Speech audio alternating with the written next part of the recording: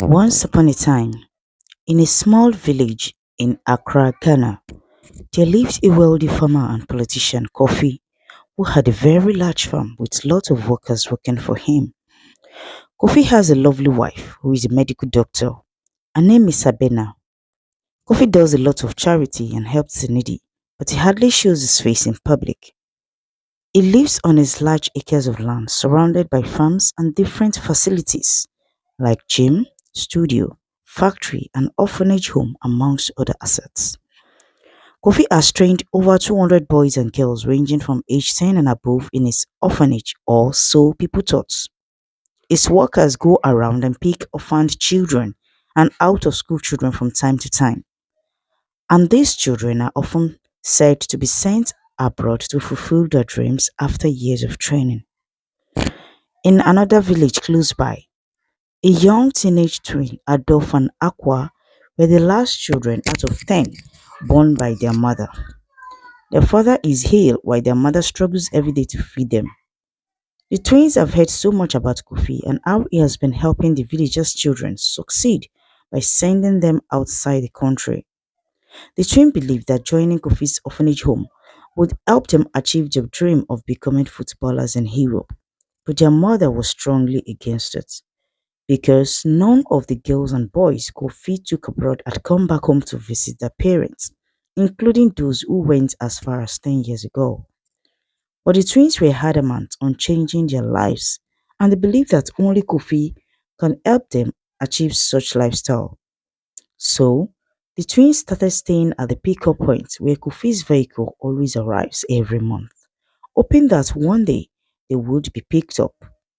A few months later, their dreams finally became a reality, and the boys were taken in by Kofi's orphanage foundation. Their mother found out they were gone when she didn't see them that night. The boys were very delighted to see the magnificent buildings inside Kofi's estate and all the lovely gardens surrounding them. They hugged themselves and heaved a heavy sigh of relief as they settled into the room given to them by Kofi. The boys, along with five other boys, shared a room, and they could not contain their happiness. Just then, one of the workers walked in and asked them to hand over their phones. The boys declined at first, but when the workers explained that it was Kofi who instructed them to hand over their phones because he did not want anyone taking pictures of him or his estate, the boys and girls had to give their phones to the workers. That evening, they were all welcomed by Kofi and enjoyed dinner with him. He told them that they would be in his home for the next few weeks, where they would practice and become great footballers, models, musicians, or anything they wish to become. Then, they would be taken abroad to start a new life. The boys clapped and cheered as Kofi spoke and smiled. That night, the guards were at the dining table, watching the boys and girls as they eat, and they always ensured that they finished their meals. The next day, the workers brought clothes and shoes for the boys and girls, and they all chose according to their sizes. They also took them to the barbering salon in the estate and they had their haircuts. Then they were divided into groups according to their passion or profession. Everything seemed to be going fine and the kids were enjoying themselves. 2 weeks later, the kids were taken to their respective countries outside Ghana in twos or threes to fulfill their destiny. But Aqua, one of the twins, began to worry. He observed that the kids are often taken away when they are all asleep. He also observed that none of them would wake up when leaving to say their goodbyes. He informed his twin brother Adolf of his observations, but Adolf did not think much of it. Aqua also asked Adolf if he knew why none of the people who were taken before them were at Kofi's residence. Does this mean that everyone has been taken abroad? Aqua asked Adolf. He also asked him why the guards are always monitoring them, as if they do not want them to run away or find something they are hiding. Adolf waved it off and he asked Aqua to forget all his worries and enjoy the moment while it lasts. He also told Adolf that none of the children taken away had spoken with their parents, and it's been years since Kofi has been warning the foundation, but Adolf left him in anger, saying he's acting weird. After the day's exercise, Aqua sat looking around the estate and he saw smoke coming from a far end. of the estate and he began to wonder what was going on there.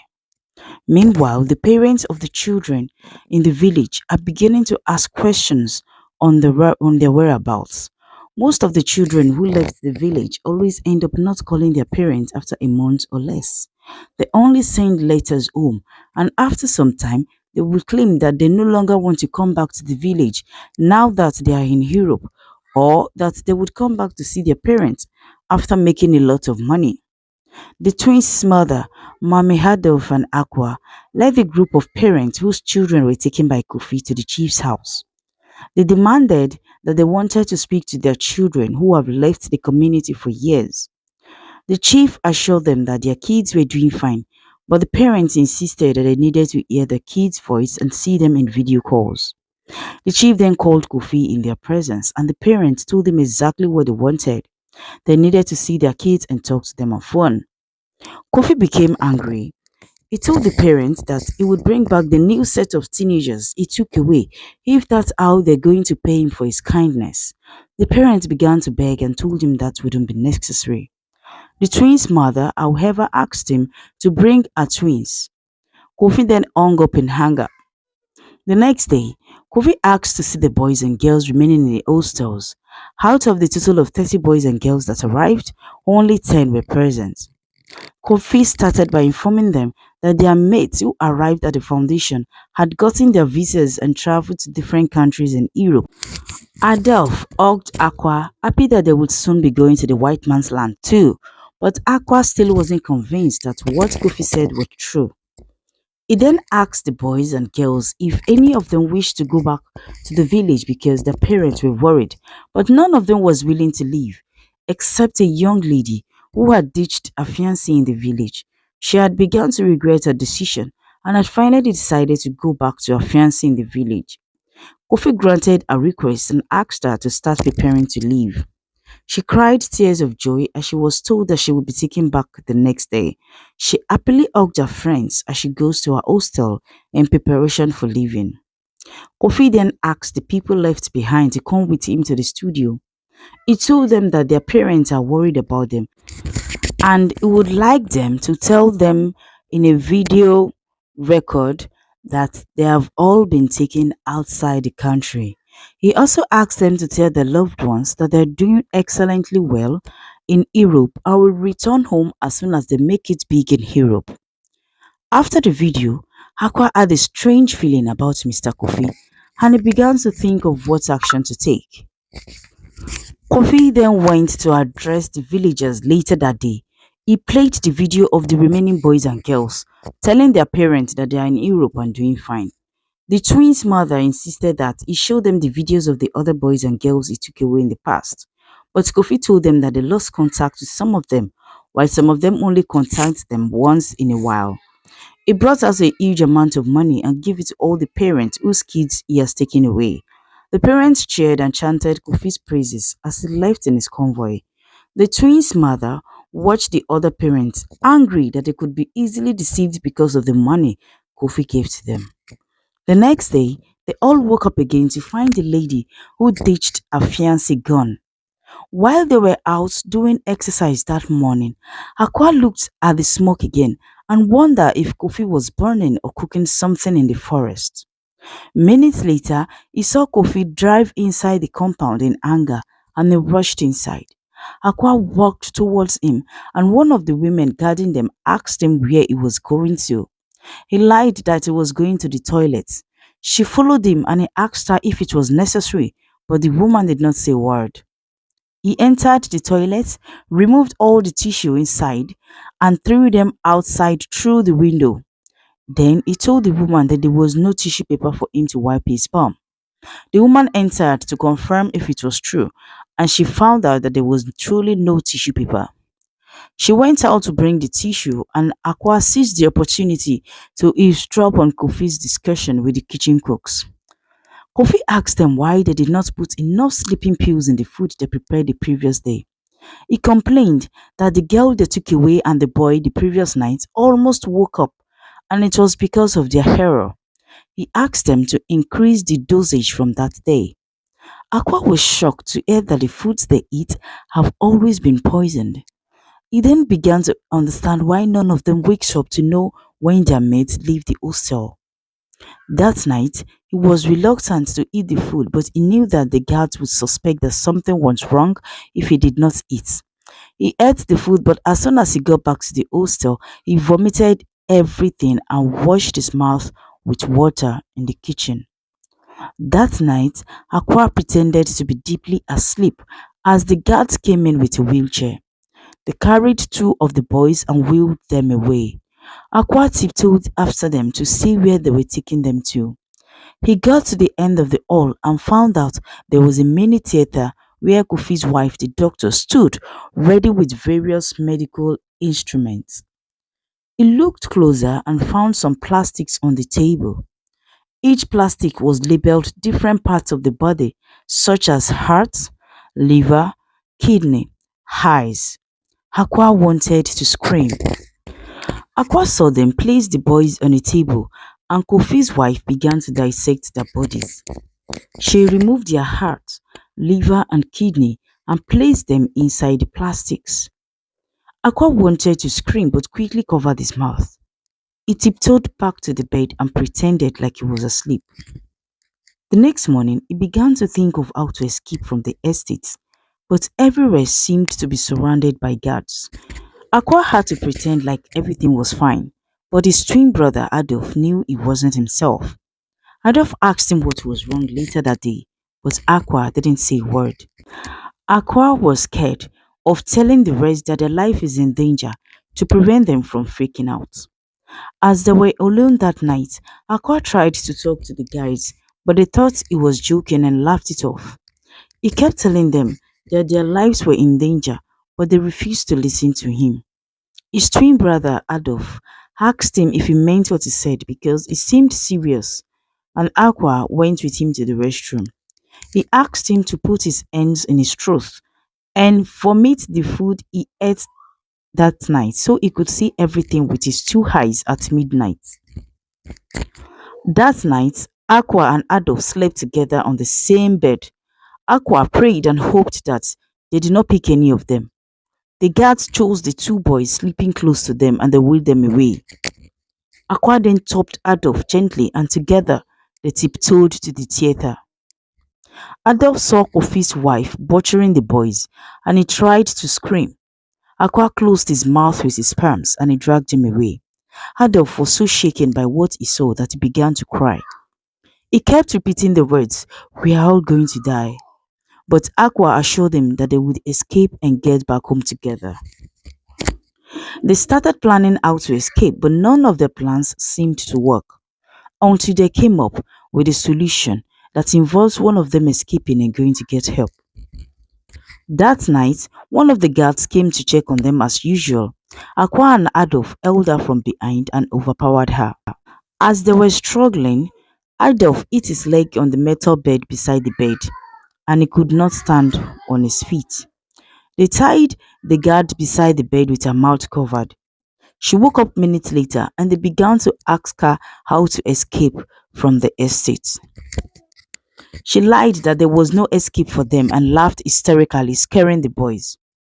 They covered her mouth again and hit her on the face and she lost consciousness. Aqua held Adolf by the hand to provide support due to his wounded leg and together they left the hostel. They found the guard at the gate sleeping and Aqua took his gun, but the guard woke up as they turned away and he hit the boys. Together, they overpowered him and hit him with the butt of their gun. They ran off as he rolled on the floor, holding his head in pain. They got to the garage and found the driver of the bus conveying the human body parts sleeping by the wheel. Aqua pointed the gun at him and asked him to get down. He asked him to open the boot and help Adolf get in. Then he closed the boot and he asked the driver to drive off with the gun pointed on his groin as he hid beside him. When they got to the checkpoint, the men asked the driver why he was leaving early and he replied that the boss asked him to leave early. They had just left the checkpoint when Kofi found the guard tied up in the room. He radioed the men to stop the truck but it was already gone. They kept shooting at the truck while Aqua asked the driver to drive faster or he would be dead. The men continued to chase them, and at a point, they shot the truck's fuel tank and they lost all the fuel. They got to the road, and Aqua called his mom to explain that all the boys and girls Kofi took from the village were dead, but he escaped with his twin brother. He told his mother that he was close to a nearby village and was going to report the case at the police station, and she told him that she would meet them there. The twins' mom was preparing to leave home when one of the chiefs working for Kofi visited her with his guns. She asked her to call Aqua and tell him to come home, but his mom spoke quickly and asked him not to come home or he would be killed. The man was angry and he killed Aqua's mom as soon as she hung up the call. The truck stopped at that moment due to the leakage from the fuel tank, and Aqua tied the driver to the tree using the gun to threaten him. He tried to help Adolf walk, but his injury got worse. Adolf asked him to go and find help and leave him behind, but Aqua did not want to leave. But the fact that the men were close by made him run for his dear life. The men found Adolf and quickly called Kofi. He asked them to bring Adolf immediately as there were buyers waiting for the body parts. Aqua hid inside his forest and watched as the men took Adolf away. By morning, Aqua was very tired and dehydrated. With his last strength, he walked inside the village and fainted in the village entrance. The youth leader found him and rushed him to the hospital with the help of the other villagers. When Aqua woke up, the first thing he said was that the others were dead and his twin brother's life was in danger. The youth leader was present at the hospital when he said this. The villagers were surprised to hear this. They rushed to the chief's house to tell him that Aqua said the others were in danger, but he assured them that Adolf and the rest of the boys and girls are fine. He also said that Aqua had stolen from Kofi and ran off and he must be out of his mind. But the villagers were not convinced as they insisted that they must speak with Adolf to confirm if he's truly fine. Meanwhile, Kofi's wife was ready to dissect Adolf's body and remove his kidney and other internal organs for sale when the call came in from the chief. Kofi told Adolf to tell the villagers that he's doing great and that he has gone to Europe. Adolf did not know what to do. He knows that Kofi would kill him if he says otherwise. He prays silently that Kofi leave him and let him leave as he spoke to the villagers for the last time. And yet again, the villagers were deceived that everything was fine and they had to leave. The youth leader looks at the chief suspiciously as the villagers dispersed to their various homes. A few hours later, the chief paid a nurse at the hospital where Aqua was admitted. He wants her to kill Aqua by using a lethal injection. As the nurse was about to inject Aqua, he woke up and hit her on the head. At the same time, the chief had sent someone to kill Aqua at the hospital. He entered as Aqua was struggling with the nurse and he started strangling him. Luckily for him, the youth leader came in at that moment and together, Aqua and the youth leader were able to strangle the hired assassin. The chief called the hired assassin to ask if the job was done and Aqua did not pick his call. Instead, he asked the youth leader to take his picture and send it to the chief to make it seem like he's dead. The chief was very happy that Aqua was finally dead and he informed Kofi about it.